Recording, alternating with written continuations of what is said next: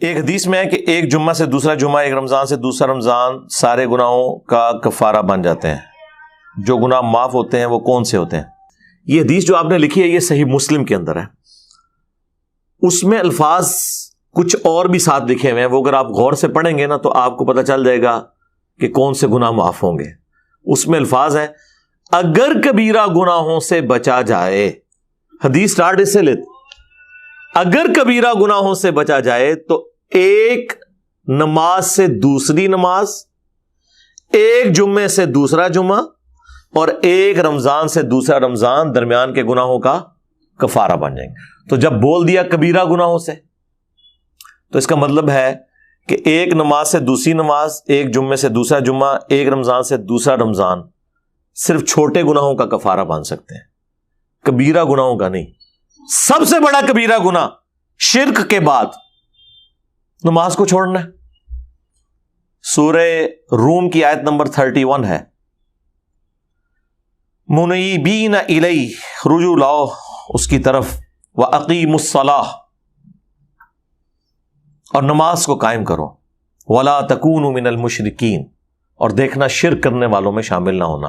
گویا کہ نماز چھوڑنے والا شرک کرنے والی کیٹیگری میں فال کرتا ہے۔ یہ مشرکین کی عادت ہے کہ وہ نماز نہیں پڑھتے، بالکل واضح ہے۔ اور کیا ہے؟ پاکستان کے شناختی کارڈ میں نماز چھوڑنے والا مسلمان ہے نا، قرآن تو کہہ رہے کہ مشرک نہ ہو جانا نماز کو چھوڑ کے، اور مسلم شریف کی حدیث تو اس کو بریف کرتی ہے۔ صحیح مسلم میں 246 نمبر حدیث ہے انٹرنیشنل نمبر کے مطابق کہ بندے کے کفر اور ایمان، شرک اور اسلام کے درمیان فرق نماز ہے۔ اب اس سے بڑھ کے کیسے سمجھایا جا سکتا ہے؟ مسلم شریف میں عبداللہ ابن مسعود رضی اللہ تعالیٰ عنہ کی ایک حدیث ہے بڑی رکت انگیز۔ وہ کہتے ہیں کہ یہ جماعت کے ساتھ نماز پڑھنا یہ تمہارے نبی کی سنت خدا ہے جو اللہ تعالیٰ نے تمہارے نبی کو گفٹ دی ہیں، اس پہ چلو گے تو تمہارے لیے اللہ کی رحمتوں کا نزول ہوگا۔ رسول اللہ کے زمانے میں صلی اللہ علیہ وآلہ وسلم اگر کوئی شخص بیمار بھی ہوتا اور وہ 2 بندوں کے سہارے مسجد میں آ سکتا تو وہ نماز مسجد میں ہی پڑھتا تھا، کہیں اسے منافق نہ شمار کر لیا جائے۔ یعنی اس زمانے میں اگر کوئی بیمار بندہ بھی نماز چھوڑتا تھا تو یہ ڈرتا تھا کہ اگر میں مسجد میں نہ گیا تو لوگ سمجھیں گے کہ اس نے کلمہ اوپر سے پڑھا ہوا ہے، کیونکہ اگر مسلمان ہوتا تو مسجد میں آ کے نماز پڑھتا۔ ان کو کیا پتا تھا کہ کروڑوں مسلمان ایسے بھی پاکستان میں آنے والے ہیں کہ جو اپنے آپ کو صحابہ اور اہل بیت سے بڑا عاشق رسول کہیں گے، جس کا سب سے بڑا ثبوت ہے کہ وہ میلاد کے جلسوں میں تو نکلیں گے، جلوسوں میں، نماز کے لیے نہیں نکلیں گے۔ 12 ربیع الاول کے جلوسوں میں آپ رش دیکھ لیں اور مسجد میں رش دیکھ لیں تو آپ کو پتہ چل جائے گا۔ وہ جلوس ایگزیکٹلی کئی جگہوں پر ظہر کے وقت ختم ہو رہے ہوتے ہیں، ہونا تو چاہیے کہ وہاں جہاں پہ وہ جلوس ختم ہوا ہے وہاں مسجد میں جوتیوں والی جگہ پہ بھی جگہ نہ ملے، لیکن نہیں، لوگ اپنے اپنے گھروں میں چلے جاتے ہیں۔ نماز تو قسمت والوں نے پڑھنی ہے۔ جامعہ ترمذی میں حدیث ہے، ہمارا اور منافقین کا عہد نماز کی بنیاد پہ قائم ہے، جس نے نماز جان بوجھ کے چھوڑ دی اس نے کفر کیا۔ اور جامعہ ترمذی میں حدیث ہے، عبداللہ بن شقیق تابعی کہتے ہیں کہ صحابہ کرام علیہم رضوان تارک الصلاۃ کے علاوہ کسی کی تکفیر نہیں کرتے تھے، یعنی نماز چھوڑنے والے کو وہ کافر سمجھتے تھے۔ اتنا سینسٹیو ایشو ہے نماز کا۔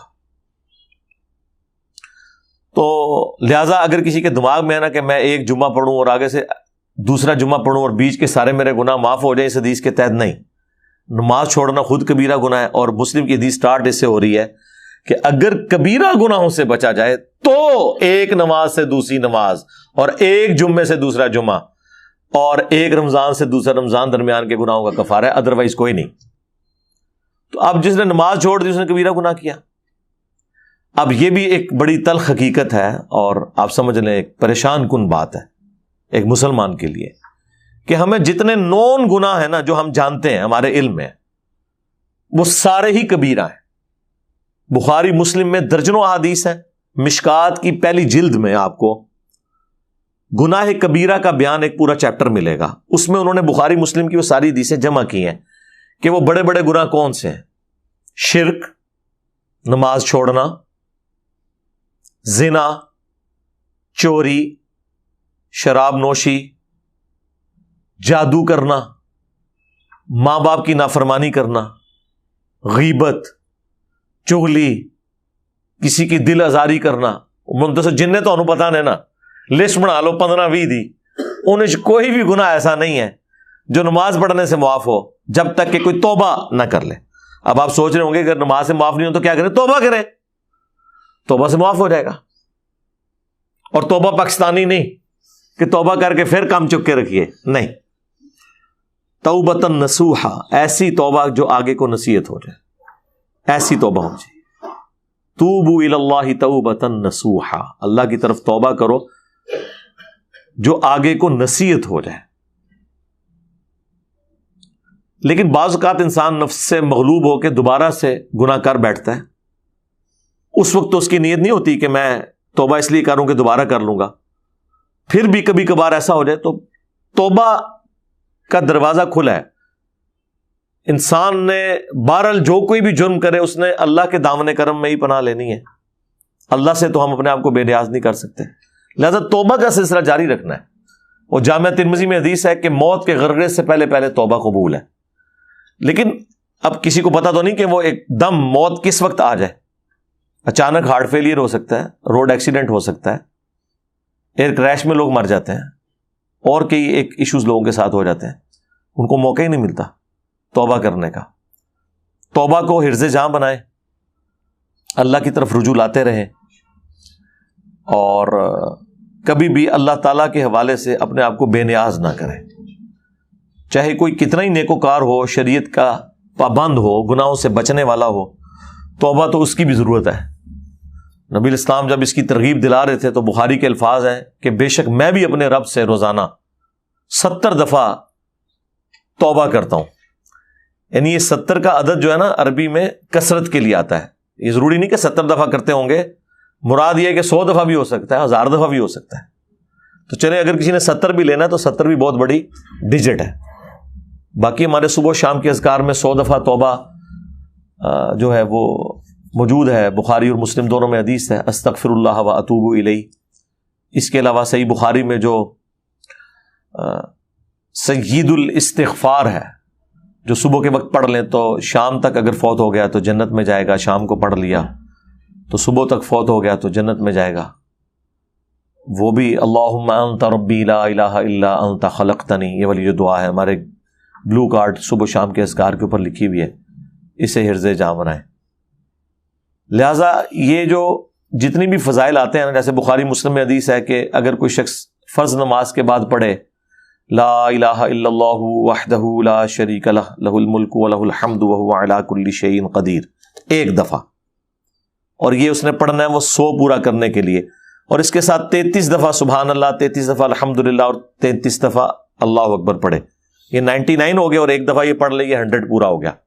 اور ایک حدیث میں آیا ہے 33 دفعہ سبحان اللہ، 33 دفعہ الحمدللہ، اور 34 دفعہ اللہ اکبر، تو وہ بھی 100 پورا ہو جائے گا. ایک حدیث میں اللہ اکبر کے ذریعے 100 پورا کرنا ہے، باقی تینوں 33 دفعہ پڑھ کے، اور ایک میں لا الہ الا اللہ وحدہ لا شریک لہ پڑھ کے.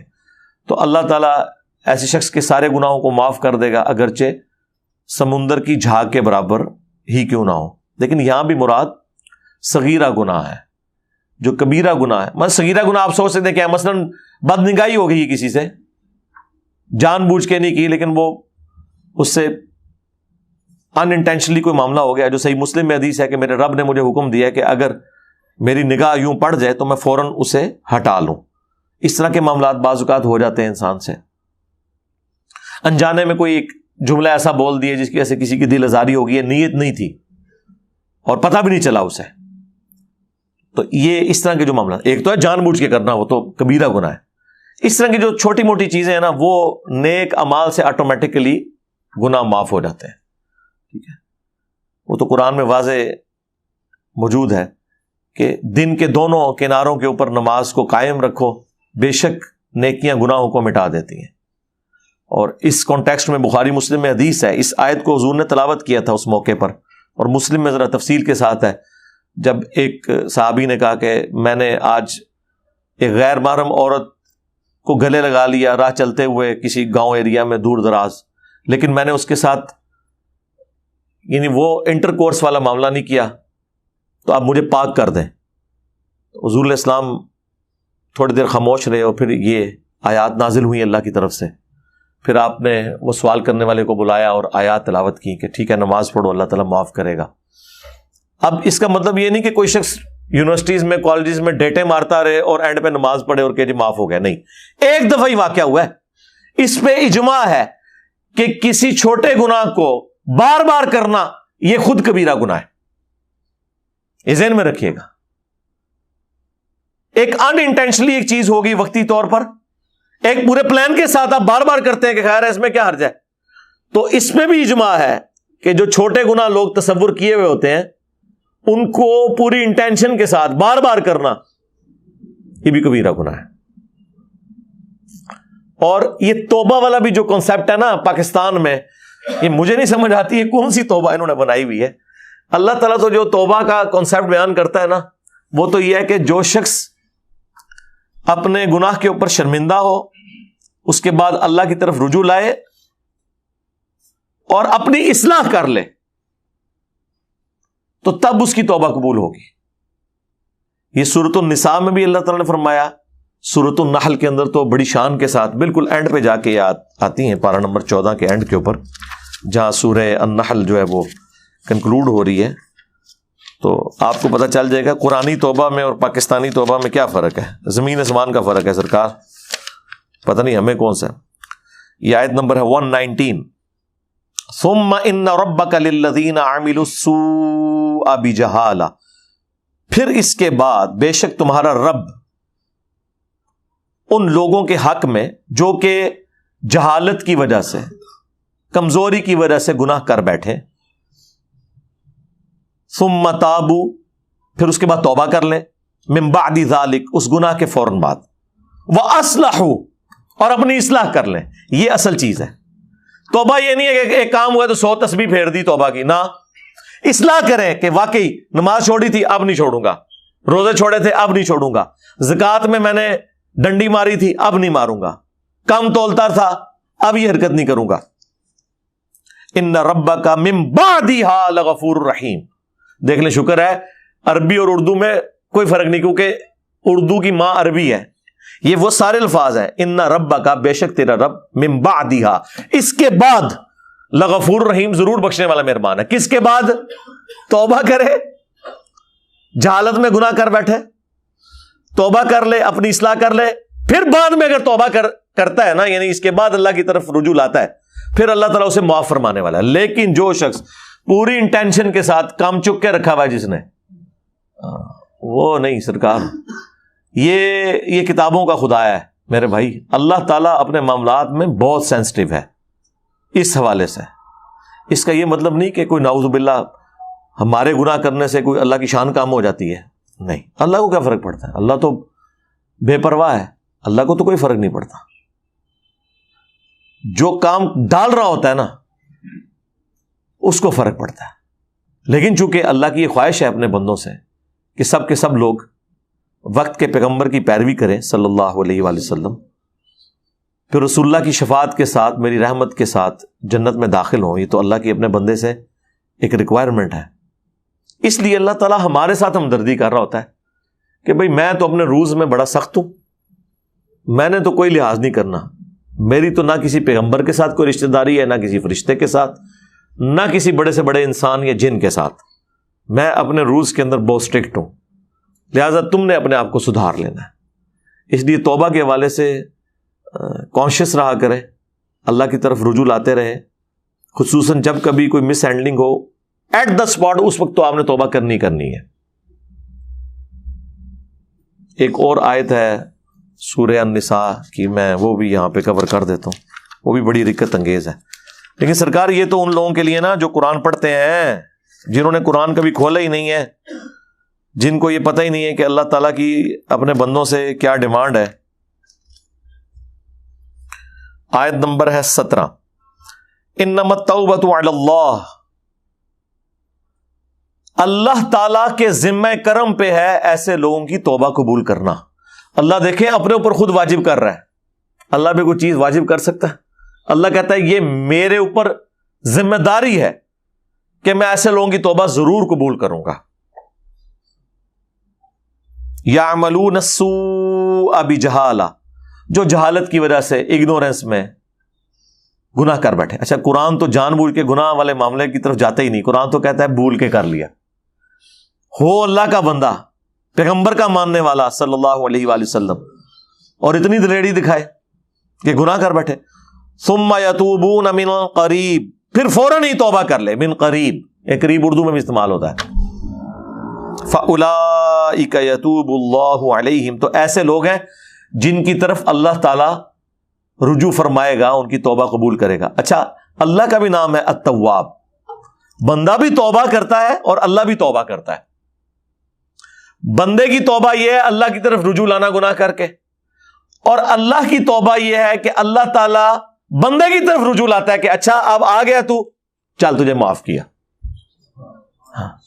توبہ کا معنی جو ہے وہ ہے رجوع لانا. بندہ اللہ کی طرف لاتا ہے، اللہ بندے کی طرف. وَكَانَ اللَّهُ عَلِيمًا حَكِيمًا، اور اللہ تعالیٰ علم والا، حکمت والا، یعنی اسے پتہ سب کچھ ہے. حکمت ہے کہ ڈھیل دیتا ہے. بخاری مسلم میں حدیث ہے، مسلم میں تو بڑے شان کے ساتھ آئی ہے کہ جو شخص گناہ کرنے کے بعد توبہ کرتا ہے تو اللہ تعالیٰ کو اس بندے سے ایسی خوشی ہوتی ہے جیسا کہ ایسا شخص جو کہ کسی ریگستان میں ہو اور اس کا سارا ساز و سامان ایک اونٹ کے اوپر لدا ہوا ہو. تھوڑی دیر کے لیے آرام کے لیے بیٹھے، آنکھ لگ گئی اور اونٹ غائب. جب اٹھا تو پریشان کہ اب تو موت سامنے ہے، کیونکہ ریگستان میں تو نہ پانی نہ کھانا. کئی ہفتے تک اونٹ تو سفر کر لیتا ہے کیونکہ اس نے پانی سٹور کیا ہوتا ہے اندر، اللہ نے اس کو بنایا ایسا ہے. انسان تو مر جائے گا بغیر پانی کے. اب وہ بیٹھ کے موت کا انتظار کرنا شروع کر دے اور اچانک اس کے سامنے اس کی سواری آ جائے، یعنی اسے نئی زندگی مل جائے، اور وہ اتنا خوش ہو کہ اس کی زبان لڑکھڑا جائے خوشی کی وجہ سے. کہنا تو اس نے یہ ہو کہ اے اللہ میں تیرا بندہ، تو میرا رب، لیکن زبان لڑکھڑا جائے تیزی میں وہ کہے کہ اے اللہ تو میرا بندہ میں تیرا رب. من شدت الفرح. یہ نہیں ہے کہ اس سے کچھ چیز رسول اللہ یا اشرف رسول اللہ ثابت ہو رہا ہے، وہ تو ثابت کرتے رہے. اللہ دے وہ بندے ہو مامو پارٹی تو آڈے لوگوں نے پوری انٹینشن پڑھایا، آج تک چھاپ رہے ہیں، ڈیفینڈ کر رہے ہیں اس کا اور اس بندے کا جس کی زبان لڑکھڑا گئی. اس کے ساتھ کیا لینا دینا ہے؟ ڈنگروں والی زندگی گزار رہے ہو تم لوگ. اس طرح کی حدیثوں سے رزلٹ کچھ اور نکلتے تھے، اور طرف چل پڑتے ہیں، اپنے بابوں کے کپڑے اترے ہوئے ان کی بزرگی ثابت کرنا شروع کر دیتے ہیں. بہرحال تو نبی اسلام فرمایا اصل میں اللہ کے نبی الاسلام وہ اللہ کی خوشی کے اظہار کو اس طریقے سے پریزنٹ کر رہے تھے. اس میں سے یہ نکالنا تھا، اس میں سے بابوں کی گستاخانہ عبارتوں کا دفاع نہیں نکالنا تھا. تو ایسی خوشی اللہ تعالیٰ کو ہوتی ہے. یہاں پہ بھی اللہ تعالیٰ فرما رہا ہے کہ فوراً توبہ کر لے اور اللہ تعالیٰ معاف کرے گا. وَلَيْسَتِ التَّوْبَةُ لِلَّذِينَ يَعْمَلُونَ السَّيِّئَاتِ، اور ایسے لوگوں کی تو کوئی توبہ ہے ہی نہیں. یہاں اللہ نے سائملٹینیس کنٹراسٹ بھی بیان کر دیا ہے کہ جو گناہ کرے حَتَّى إِذَا حَضَرَ أَحَدَهُمُ الْمَوْتِ، یہاں تک کہ ایسے گناہگار شخص میں سے کسی کو جب موت آئے، قَالَ إِنِّي تُبْتُ الْآنَ، تو کہ یا اللہ معاف کر دے. بھائی اب جب موت سامنے نظر آ گئی ہے تو پھر اللہ تعالیٰ ہمارا ایسے کی کوئی توبہ نہیں ہے. فرعون کے لیے بھی آیا تھا نا، الآن، اب ایمان لے کر آیا فارغ. جب وہ اس کو غوطہ آیا جب سمندر میں، تو اس نے کہا کہ میں بنو اسرائیل اور موسیٰ اور ہارون کے رب پر ایمان لایا. اللہ نے فرمایا اب موقع ہے ایمان لانے کا، اب تو موت نظر آ گئی. یہ وہی لفظ ہے، انی تبت الآن وللذین یموتون وہم کفار، اور نہ ایسے لوگوں کی توبہ کبھی قبول ہوگی کہ جو کفر کی حالت میں مرے. اب اس سے مراد یہ ہے کہ آخرت میں گناہگار مسلمان کے تو چانس ہیں کہ اس کو اللہ تعالیٰ عذاب کے بعد یا رسول اللہ کی شفاعت کے ساتھ یا اپنی رحمت کے ساتھ معاف کر دے، لیکن اللہ تبارک و تعالی جو شخص کفر کی حالت میں دنیا سے گیا، آخرت میں نہ اپنی رحمت سے نہ رسول اللہ کی شفاعت سے اسے معاف کرے گا. اس لیے یہاں ذکر ہے اولئک اعتدنا لهم عذابا الیما، ایسے لوگوں کے لیے دردناک عذاب اللہ تعالیٰ نے تیار کر رکھا ہے. اللہم لا تجعلنا منہم، اللہم اجرنا من النار، اللہم انا نسألک جنت الفردوس مع النبیین والصدیقین والشہداء والصالحین، آمین۔ تو توبہ اس کی قبول ہے جو فوراً توبہ کر لے، اپنی اصلاح کر لے، یعنی پاکستانی توبہ نہ کرے، صحیح والی توبہ کرے، جیسا کہ توبہ کرنے کا حق ہے۔ پھر اللہ سے، وہ تو اللہ نے سورہ الانعام میں فرمایا ہے کہ میں نے اپنے اوپر لازم کر لیا ہے کہ ہر حال میں رحم ہی کروں گا، اور بخاری مسلم کی حدیث سے اللہ تعالیٰ نے مخلوقات کی پیدائش سے پہلے اپنے پاس عرش پہ یہ عبارت لکھ لی تھی کہ میری رحمت میرے غضب پر سبقت لے جائے گی۔ اب دیکھیں یہ کتنا بڑا ایسٹ ہے ہمارے لیے، اللہ کی رحمت اور غضب برابر بھی ہوتے تب بھی ہم مارے جاتے۔ وہی گل عدل کریں تے تھر تھر کمن اچیاں شانہ والے، فضل کریں تے بخشے جاون میں ورگے منہ کالے۔ یعنی اگر تو عدل کرنے پہ آئے تو بڑی بڑی شانوں والے بھی نفسی نفسی کر رہے ہوں گے قیامت کے دن، اور اگر تو فضل کرنے پہ آئے تو ہمارے جیسے گناہگار بھی، ان کے لیے بھی معافی کی کوئی صورتحال بن جائے گی۔ صرف اعمال نہیں رحمت بھی، صرف رحمت نہیں اعمال بھی۔ یہ ہو نہیں سکتا کوئی کسان جو ہے وہ اپنی زمین میں ہل نہ چلائے اور بیج نہ بوئے اور کہے کہ رحمت کی وجہ سے خود بخود گندم نکل آئے گی، یعنی بارش کی وجہ سے۔ بارش کی وجہ سے گندم کی فصل اسی کی نکلے گی جس نے ہل چلا کر بیج بویا ہوگا، اور صرف بیج بونے سے بھی کچھ نہیں ہونا جب تک کہ رحمت نہ ہو۔ اس لیے بخاری مسلم میں حدیث ہے، نبی علیہ السلام نے فرمایا کوئی شخص بھی محض اپنے اعمال کی بنیاد پہ جنت میں داخل نہیں ہو سکتا۔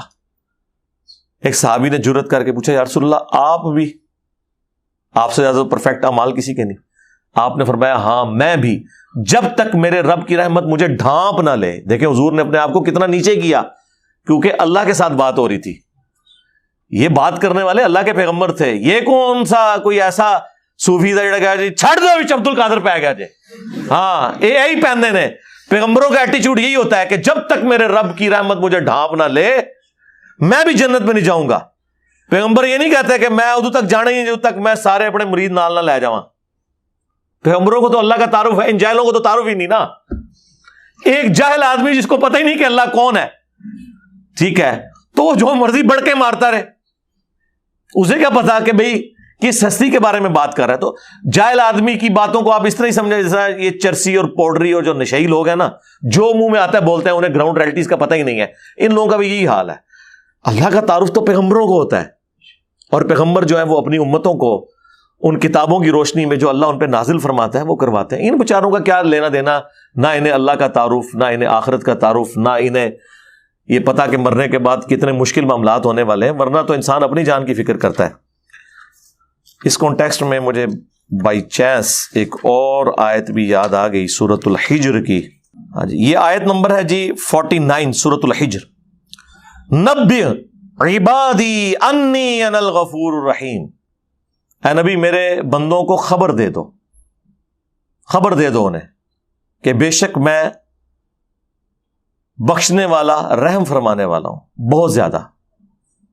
وَأَنَّ عَذَابِي هُوَ الْعَذَابُ الْأَلِيمُ، لیکن میرا جو عذاب ہے نا وہ بھی بہت دردناک ہے۔ تصویر کا ایک رخ نہیں بیان ہوا، یہاں پہ کہتے ہیں اللہ بڑا غفور رحیم ہے، اور اس کا مطلب یہ نکالتے ہیں کہ کام چک کے رکھو، جو کچھ بھی ہے تیرے محبوب کی امت سے ہے۔ نہیں، قرآن میں اللہ کا غفور رحیم ہونا اس بندے کے حق میں ہے جو اللہ کی طرف رجوع لے آئے گناہ کرنے کے بعد۔